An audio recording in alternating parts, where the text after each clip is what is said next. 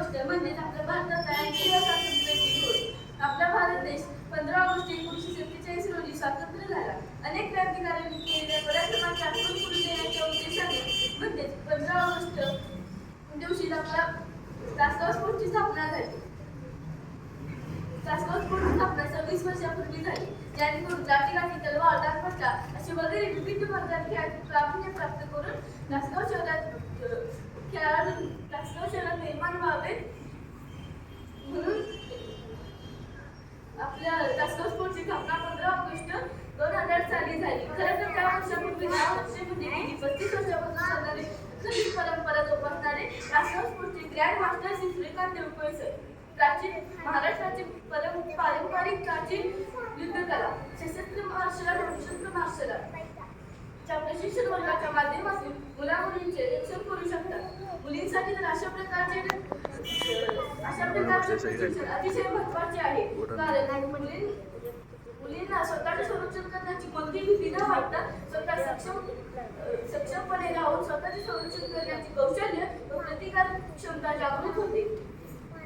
ही कला आपल्या आयुष्यात उपयोगी पडणारी आहे. निरोगी शरीर हीच खरी संपत्ती या उद्देशाने 2003 पासून सुरू केलेल्या उन्हाळी व हिवाळी क्रीडा शिबिराचे आयोजन केले जाते.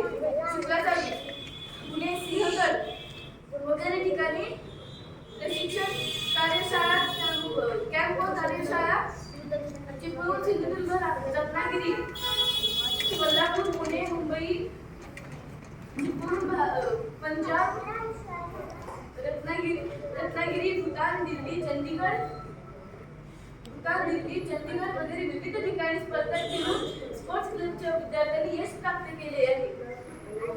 शिवनेरी रायगड देहू आनंदी वगैरे ठिकाणी नृत्य आयोजन केले जाते. मी सेमध्ये उपयोग मी ही लहानपणापासून इथे शिकते. मी पुणे कोल्हापूर इत्यादी ठिकाणी स्पर्धा घेऊन यश प्राप्त केले आहे. तायक्वांदो, किकबॉक्सिंग, भाला, सिलंब, लाठीकाठी, स्केटिंग, नोईशाळी, तलवारबाजी, दांडपट्टा, 3 पास दांडपट्टा म्हणजे सिलंब वगैरे खेळात पारंगत होऊन कमी वयात विद्यार्थ्यांना ज्ञान प्राप्त करून त्या कलेत पारंगत करणारे तासगाव स्पोर्टचे सध्याचे मुख्य प्रशिक्षक taekwondo black belt fighter Shri Shrikant Devkule sir यांचे मार्गदर्शन आम्हाला रोज लागते. तायक्वांदोची गुरुजी हेच माझे ध्येय, हेच माझे उद्दिष्ट. जय हिंद, जय भारत.